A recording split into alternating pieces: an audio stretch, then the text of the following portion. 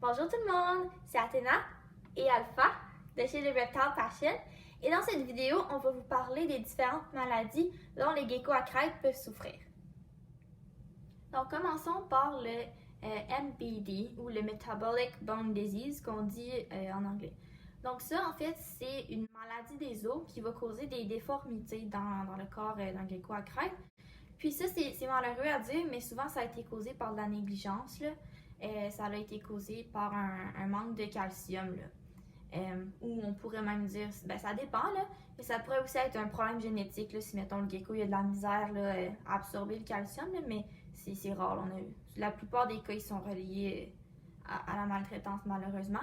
Mais je dis maltraitance, mais ça se peut aussi que c'était dû à de l'ignorance, que la personne qui s'en occupait de ce gecko-là était juste pas au courant de leurs besoins en calcium et en multivitamines. C'est pour ça que c'est vraiment important la supplémentation. J'ai fait une vidéo là-dessus, justement, que vous pouvez cliquer juste ici. Ok, donc je vais mettre une image à l'écran de quoi ça a l'air. Ouais, ça fait des grosses déformités. C'est pas tous les cas qui sont autant sévères que ça, mais ça vous donne une bonne idée de quoi ça a l'air. Donc vraiment, pour prévenir ça, c'est le calcium, il faut en donner. Puis, c'est ça. Malheureusement, il n'y a pas grand-chose qu'on peut faire pour le traiter, mais c'est sûr qu'on peut diminuer les symptômes là, en donnant du calcium avec de la D3 pour permettre l'absorption de ce calcium-là, ou du moins en donnant des lampes là, UVA ou UVB. Donc ensuite, sur la liste, on a le floppy tail syndrome qui est peut-être relié au MBD, on ne sait pas trop. Donc en fait, j'ai essayé de faire une petite démonstration avec Alpha ici. Là. Vous voyez sa queue comment est-ce qu'elle est? Ça, c'est une queue normale. Une queue normale, là, elle serait droite, puis elle viendrait pendre comme à un angle comme ça. Je vais mettre une photo à l'écran pour que vous puissiez voir. Là. Mais sa queue, elle serait juste pas droite. Ça, ils savent pas vraiment, là, les scientifiques, si c'est relié à un manque de calcium. Il y a certaines études qui disent que oui, il y en a d'autres qui disent que non. Et il y en a d'autres qui disent que c'est parce que certains geckos, ils restent à la verticale trop longtemps, donc la gravité, elle fait juste agir, puis ça déforme la queue.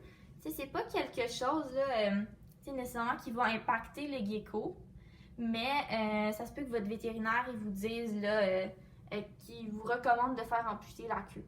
Mais c'est pas quelque chose vraiment qui va faire mal au gecko, là. Il va être super en santé quand même. Donc ensuite, sur la liste, on a l'impaction. L'impaction, c'est quoi? En fait, c'est quand il y a un blocage dans le système digestif d'un gecko. OK? Puis ça, vous allez souvent le remarquer là, parce qu'il va avoir le bedon un petit peu dur, ou il va arrêter de manger, ou il va être juste un petit peu léthargique. Okay? Votre gecko, il ne se comportera pas comme il se comporte d'habitude. Puis ça, souvent, ça peut être causé si votre gecko, par exemple, a mangé un insecte qui était trop gros pour lui. Par exemple, s'il a mangé un insecte qui était plus gros que la largeur de sa tête, c'est surtout le cas là, sur des bébés, là. Ça se peut qu'il fasse de l'impaction là-dessus, parce qu'il n'est peut-être pas capable de le mâcher complètement, donc il reste des morceaux un petit peu plus durs. Ou si vous lui avez donné un grillon, justement, mais dans son terrarium, avec du substrat qui a collé dessus, bien, ça se peut qu'il y ait des morceaux de ce substrat-là qui restent pris. Donc c'est pour ça qu'avec les bébés, surtout que moi je recommande d'utiliser du papier essuie-tout ou des Kleenex, parce qu'on élimine complètement ce risque d'impaction-là. Avec les adultes, moi souvent je préfère du substrat plus fin, justement parce qu'il n'y a pas de gros morceaux qui pourraient rester pris dans leur système digestif, puis il y a plus de chances qu'ils soient capables de le passer par eux-mêmes. Donc ensuite, je vais parler des prolapses. Les prolapses, c'est quoi? C'est quand il y a un organe qui est à l'extérieur. Ça peut être un hémipénis, donc après un accouplement, ou ça peut être l'intestin, justement, si votre gecko, il y avait une impaction, puis il a poussé tellement fort pour faire sortir cet excrément-là, mais ça se peut qu'il y ait un prolapse. Ça, c'est un cas vétérinaire, honnêtement, là, parce que vous ne serez pas capable de faire rentrer l'organe à l'intérieur, surtout si c'est un intestin, par exemple. Un hémipénis, des fois, vous pouvez essayer de le massager pour le faire rentrer ou de le faire tremper dans une solution sucrée, mais c'est quand même un cas de vétérinaire. Et ce qui est le fun avec les mâles, avec les hémipénis, c'est que souvent, les vétérinaires, ils peuvent l'amputer. Puis le gecko, il va juste se reproduire avec son autre parce qu'ils en ont deux. Donc ça, c'est quelque chose qui peut se passer. Mais quand c'est un organe vital, là, souvent, là, c'est un petit peu plus dangereux. Ensuite, on est rendu à ce qu'on appelle la dystécie ou egg binding. En fait, ça c'est quelque chose qui arrive exclusivement chez les femelles. Puis, en fait, c'est de la rétention d'œufs. Donc, ça veut juste dire qu'ils ne sont pas capables d'expulser leurs œufs, puis ceux-ci, ils se sont solidifiés dans leur abdomen. Donc, c'est juste rendu impossible pour eux là, de les passer. Puis ça peut être fatal si on s'en est pas rendu compte. Normalement, là, une dystocie, ça peut être aidé là, par des injections de cytocine, c'est comme une hormone pour donner des contractions chez le vétérinaire dans les 48 heures. Mais d'habitude, ça marche mieux avec les tortues qu'avec les geckos à crête, mais c'est quand même quelque chose que vous pouvez essayer. Sinon, vous pouvez essayer de faire de l'exercice à votre femelle. Mais c'est pas trop recommandé de les manipuler quand ils sont gravides, mais rendu là, s'ils ont une dystocie, c'est quelque chose que vous pouvez faire. C'est de l'hydrater peut-être, mais c'est sans garantie honnêtement. Là, même que vous pourriez demander à votre vétérinaire d'opérer votre femelle puis la stériliser en même temps pour lui enlever ses œufs, mais c'est extrêmement risqué rendu là. Fait que ça serait peut-être mieux d'euthanasier votre femelle là, si ça fait quelques semaines qu'elle a une dystocie puis il n'y a pas d'amélioration. Ben, malheureusement, c'est souvent une condition qui est très sévère puis qu'on ne peut pas faire grand-chose. Donc, pour éviter la dystocie, c'est pour ça que c'est vraiment important d'avoir un lieu de ponte désigné pour votre femelle qui est humide. Même si elle n'a jamais été reproduite avec un mâle, elle peut pondre des œufs. Donc, c'est toujours important de leur donner une boîte de ponte qui est humide en tout temps, juste pour qu'il y ait un endroit là, parfait pour eux qui pondent, parce que sinon, ils vont s'empêcher de pondre. Puis, ils pourraient rester pris leurs œufs là, à l'intérieur. Donc, on est maintenant rendu à une condition dont petit alpha ici souffre lui-même. C'est ce qu'on appelle, je vais m'approcher pour que vous puissiez voir, le tail nip. Donc, je ne sais pas si vous voyez bien, sinon je vais mettre une photo à l'écran, mais il lui manque le bout de la queue. Bon, c'est pas la fin du monde, mais ça a été causé par, par son frère. Mais oui, son frère lui a mangé le bout de la queue quand il était bébé. Parce qu'à l'époque, j'étais pas particulièrement consciente que les jeunes bébés, ils peuvent être beaucoup territoriaux, bien sûr, ça dépend, là, mais ceux-là, ils l'étaient. Puis, son frère, il a juste pensé que son bout de la queue, c'était un grillon, puis il l'a mangé. Donc voilà, ça a donné un tail nip. C'est purement esthétique, là, comme défaut, là, c'est pas quelque chose qui impacte sa vie, là, il est super content. C'est juste, par exemple, qu'il a perdu le petit bout là, avec la lamellée dessus. Là. La lamellée, c'est ce qui leur permet là, de coller à ma main, là, puis de pas tomber. Mais il y en a aussi un petit peu sur leur queue, mais lui, il l'a perdu. Mais il s'est adapté à ça, étant donné qu'il était si jeune, quand il l'a perdu, ça n'a pas changé grand-chose. Là. Mais pour prévenir ça, ce que vous pouvez faire, c'est juste dès la naissance, séparer vos geckos pour pas qu'ils soient ensemble. Puis ça va éviter des retards de croissance, là, justement en lien avec ça. Une petite précision que je voulais faire ici, si jamais ça vous arrive, là, des tail nips, paniquez pas avec ça. Le gecko, là, il va être capable de guérir par lui-même. Mais si vous voulez éviter des risques d'infection, ce que vous pouvez faire, c'est le mettre dans un environnement un petit peu plus stérile, là, donc avec un substrat en Kleenex ou en papier essuie-tout. Puis, vous n'avez pas vraiment besoin de le désinfecter, là, parce que d'habitude, ça guérit tout seul. Mais si vous voulez le désinfecter, faites ça avec de l'eau et du savon. N'utilisez pas du polysporin, parce que ça, c'est plus toxique pour les geckos que d'autres choses. Une autre déformité qu'on pourrait qualifier de esthétique, c'est quand certains geckos à crête perdent leur queue. C'est quelque chose de très naturel puis qui peut leur arriver, surtout chez les adultes, là, parce qu'ils s'en servent un petit peu moins là, pour grimper que les bébés. Mais ils peuvent la perdre. Puis, il faut pas paniquer avec ça non plus. Il n'y a pas grand risque d'infection non plus. Puis ça va guérir tout seul. Là. Les geckos à crête sont capables d'autonomie, ce qui veut dire qu'ils sont capables de se séparer d'un de leurs membres là, pour échapper à un prédateur. Puis ça leur fait pas mal. OK? Fait qu'ils peuvent la laisser tomber pour plusieurs raisons, mais la plupart du temps, là, c'est quand ils ont été surpris par quelque chose, là, qu'ils ont eu peur. Ça peut être du tonnerre ou l'aspirateur. Des fois, il n'y a même pas de cause apparente, puis vous vous levez un matin, puis votre gecko il a laissé tomber sa queue. C'est quelque chose qui peut arriver. Ce qui est important de savoir, c'est que la queue elle va repousser un petit peu, mais pas autant longue qu'elle était. Là. Donc, le gecko il va se ramasser comme avec un petit derrière là, de grenouille. Là. Il n'y aura plus la belle longue queue qu'il avait avant, mais c'est pas quelque chose qui va l'impacter. Puis honnêtement, il n'y a pas grand moyen là, de prévenir là, la perte de la queue. Ça se peut que ça arrive un jour, comme ça se peut que ça arrive jamais. C'est juste quelque chose que vous devez vous attendre si vous décidez d'adopter un gecko à crête. Ah, puis avec ça non plus, n'utilisez pas de polysporin, s'il vous plaît, c'est toxique pour vos geckos. Donc, on est maintenant rendu aux parasites. Irk, hein? C'est un petit peu dégueulasse. Mais bon. Les parasites, c'est quelque chose qui c'est rare d'habitude avec les geckos en captivité, mais ça peut surtout venir des geckos qui ont été pris là, en nature, là, qui viennent de leur habitat naturel de Nouvelle-Calédonie. Présentement, sur le marché, il n'y en a pas beaucoup là, qui viennent de la nature parce que ça a été interdit, je crois. Mais récemment, il y a la Morph Charcoal, je pense, qui sont allés chercher là, en Nouvelle-Calédonie pour faire des stocks en captivité. Donc, c'est quelque chose qui est à surveiller. Mais pour éviter, mettons, que vous ayez des parasites ou même juste n'importe quelle maladie infectieuse, genre une maladie respiratoire, par exemple, là, qui se transmettent de gecko en gecko, ben, c'est pour ça que c'est très important d'avoir une quarantaine quand vous achetez un nouveau gecko. Donc, la quarantaine, c'est quoi? C'est juste mettre votre gecko en isolation. Hein? Je me devrais même pas expliquer ça. C'est quoi une quarantaine? Hey, on a tous vécu le COVID. Vous savez ce que c'est? Mais littéralement, c'est la même chose pour le gecko. C'est juste qu'il est isolé du restant de votre collection. Vous utilisez du papier essuie-tout comme substrat pour surveiller ses selles. Puis il reste là-dedans pendant au moins 40 jours, juste pour surveiller sa santé générale. Puis après ça, vous pouvez l'introduire avec vos autres geckos. Mais les signes des parasites, en fait, souvent il va y avoir un petit bedon distendu ou des excréments qui vont avoir une drôle de forme. Des fois, vous pouvez même les voir dans leurs excréments, ce qui est un petit peu dégoûtant. Mais en fait, juste des antibiotiques, là, ça va faire l'affaire pour traiter ça. Mais encore une fois, il faut que vous ayez chez le vétérinaire pour ça. Mais en parlant de parasites, ça me fait penser au fait que les geckos à crête, là, ils sont naturellement porteurs de salmonellose. Donc, tu sais, embrassez pas votre gecko ou, tu sais, quand vous le manipulez, assurez-vous juste de ne pas toucher votre visage après ou de vous laver les mains comme il faut après, juste parce que ça vous tenterait peut-être pas d'avoir une diarrhée après, hein.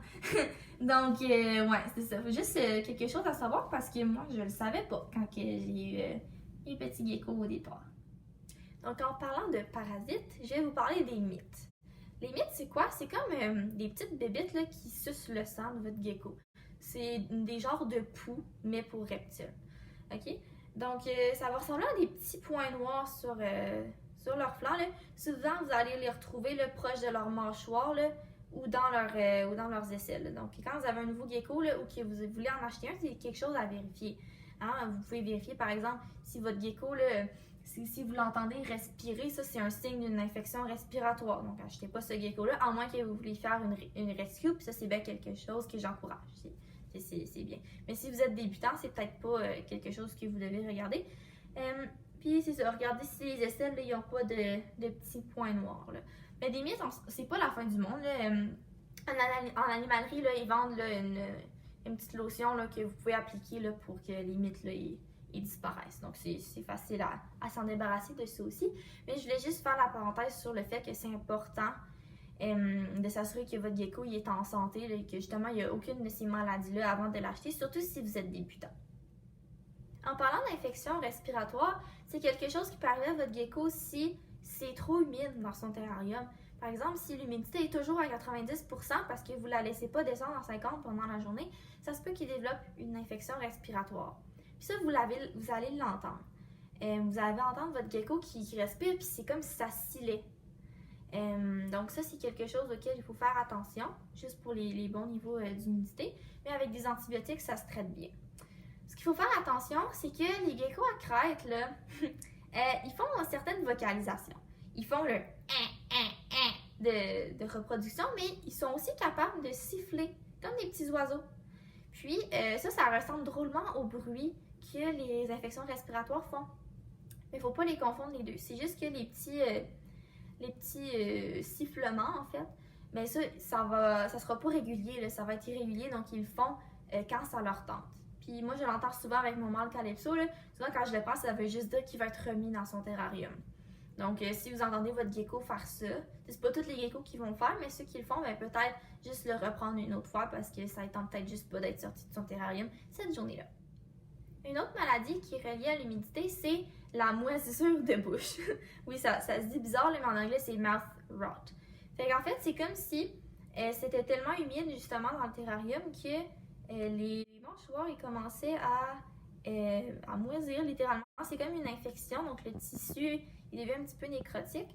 Puis ça aussi, vous allez devoir le traiter là, avec le vétérinaire. Là, il va vous donner une petite lotion à appliquer là, pour que ça disparaisse. Donc, c'est juste important là, que le terrarium ne soit pas trop humide dans lequel vous mettez votre gecko.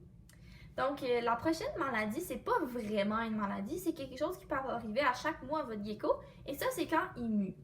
Parce que la mue, on va s'entendre, la plupart du temps, vous ne la verrez pas se produire.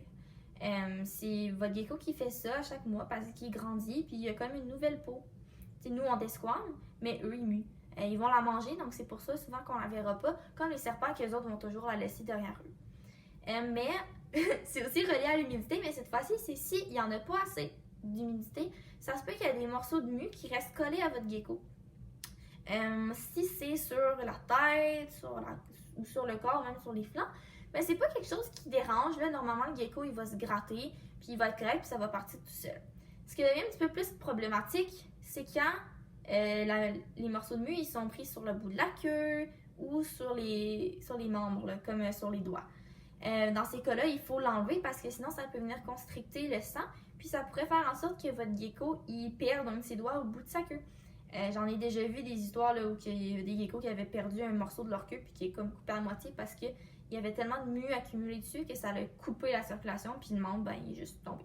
Okay, donc ça, c'est quelque chose à faire attention. Donc l'humidité, c'est vraiment important qu'elle demeure entre 50 et 80% pendant la journée, mais avec cette fluctuation-là. Là. Donc si ce que je vous dis présentement, c'est pas clair, vous pouvez aller écouter ma vidéo que j'ai faite là-dessus.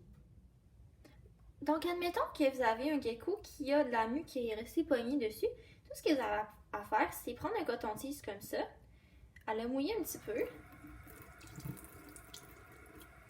puis à venir le passer sur la région affectée. Puis qu'on va dire que Calypso, il y a un petit peu de mue ici, là. Donc, tout ce que vous avez à faire, c'est venir le frotter sur son flanc, puis enlever la mue. Là, il n'y en a pas, là, donc je peux pas vraiment vous montrer comment faire, mais faites juste rouler délicatement comme ça, puis la mue, elle va finir par s'enlever toute seule. Donc, mettons qu'il y a un morceau de mue là, qui est vraiment très petit, c'est difficile à enlever. Vous pouvez prendre des pinces à épiler comme ça marche très bien. Mais faites juste vous assurer là, que le morceau de mue, vous l'avez humecté un petit peu avant pour pas que ça tire la peau de votre gecko et que ça lui fasse mal non plus. Là. Puis si jamais avec le Q-tip ou les pinces ça va pas très bien, vous pouvez toujours essayer de prendre vos doigts. Là. Mais c'est sûr que si vous avez un gecko qui aime ça sauter partout, que ça se peut qu'il trouve ça un petit peu plus difficile. Là. Mais c'est toujours une technique qui peut fonctionner quand même là, si jamais vous avez besoin de plus de dextérité. Donc là, on vient de rentrer dans la partie la plus sérieuse de cette vidéo. C'est les geckos qui ont des déformations génétiques. Parce que ça soulève beaucoup de questions éthiques. Il y a certains bébés qui vont éclore, puis à cause d'une variation de température trop importante, ou juste parce que les parents n'étaient pas compatibles génétiquement, par exemple, si c'était trop près, si leur ADN se ressemblait trop, mais ça se peut que leur bébé soit déformé. Comme on en voit des fois qui ont 2 têtes ou qui ont comme des bosses dans leur colonne, ils ont de la scoliose, des choses comme ça. Donc quand vous voyez ça, ce qu'il faut que vous vous disiez, c'est que est-ce que la déformité, elle va affecter la vie de ce bébé-là? Est-ce que c'est quelque chose qui va l'empêcher de vivre sa longévité comme de 15-20 ans? Est-ce qu'il y a une bonne qualité de vie? Parce qu'on s'entend qu'un gecko qui n'est pas capable de manger, qui est capable de manger mais qui n'est pas capable d'excréter, ou qui a juste l'air de souffrir parce qu'il manque un membre et il n'est pas capable de bouger, bien ça se peut que vous ayez la décision difficile à prendre de l'euthanasie. C'est difficile à décider, mais tu sais, ça c'est quelque chose aussi que c'est vous et seulement vous qui allez devoir décider. Vous pouvez demander l'avis de vos proches, ou ou l'avis de votre vétérinaire, mais c'est sûr que c'est quelque chose qui est difficile puis qui pourrait vous arriver. Là. Puis ce qu'il faut se dire aussi avec ça, c'est que souvent ça c'est génétique.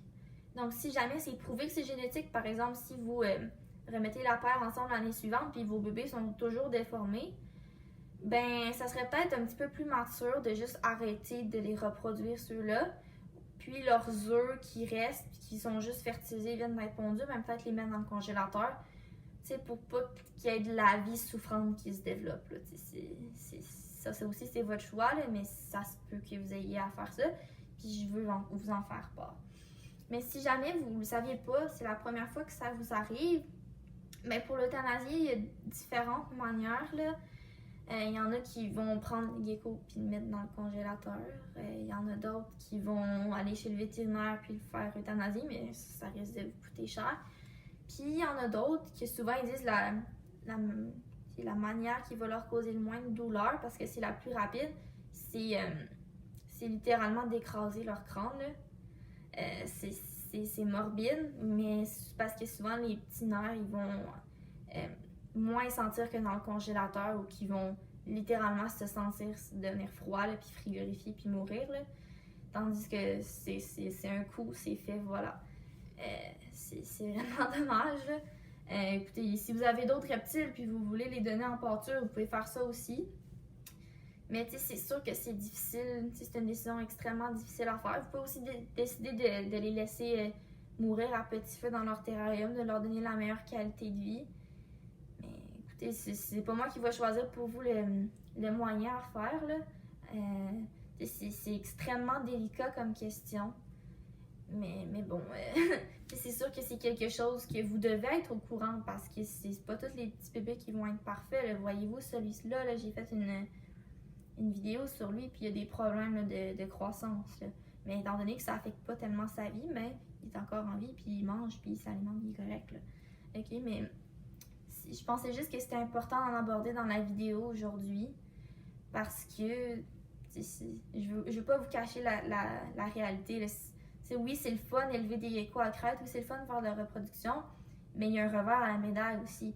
Puis c'est important que si c'est un projet que vous voulez prendre, mais que vous soyez au courant de tous les aspects. Puis c'est pas mal ça que je voulais dire là-dessus. Mais vraiment l'important, là, avant que vous commenciez la reproduction, je vous recommanderais fortement là, de vous trouver un vétérinaire. À Québec, là, il y en a un qui est spécialisé, il est à Lormière, qui est spécialisé en animaux exotiques. Sur leur site, ça parle pas vraiment là, des reptiles, mais je les ai contactés. Puis, oui, ils s'occupent des reptiles. Là. Puis, leur service, il est excellent, honnêtement. Là, je leur pose des questions tout le temps, puis ils me répondent. C'est vraiment le fun. Donc, voilà, ça conclut pas mal cette vidéo sur les geckos à crête. C'est un petit peu plus lourde, celle-ci. Mais je pense qu'elle était juste vraiment importante là, à filmer puis à mettre en ligne. Donc, merci beaucoup d'avoir écouté et j'espère que vous allez passer une merveilleuse journée. Bye!